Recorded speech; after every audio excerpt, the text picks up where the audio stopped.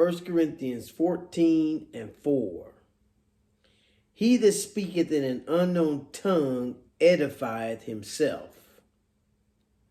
but he that prophesieth edifieth the church. 1 Corinthians 14 and 4. Now the Bible tells us, he that speaketh in an unknown tongue.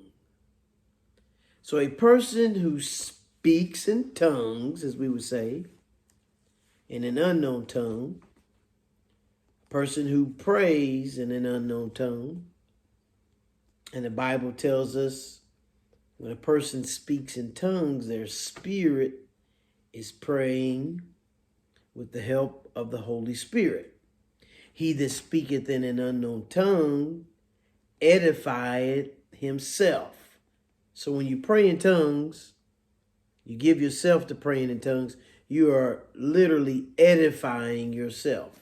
To edify means to build up. So a building up takes place within yourself or your spirit.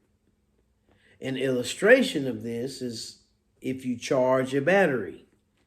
Your cell phone battery is charged usually on a daily basis because the battery power goes lower and lower.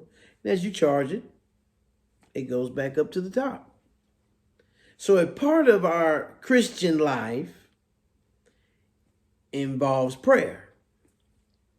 Prayer will build you up, but especially praying in other tongues. If you give yourself to praying in tongues, you edify yourself. I found this to be true for almost 30 years now. I pray in tongues every day. And by praying in tongues, there is definitely a building up, a charging up within myself. But then the rest of that verse, it says, he that speaketh in an unknown tongue edifieth himself, and he that prophesieth edifieth the church.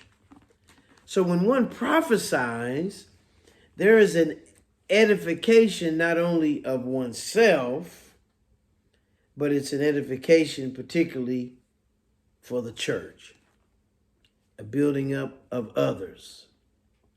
As we speak unto others by the Holy Spirit, words that edify, that comfort, and that exhort.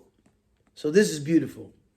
God gave us speaking in tongues to edify ourselves. He gave us prophecy to edify the church.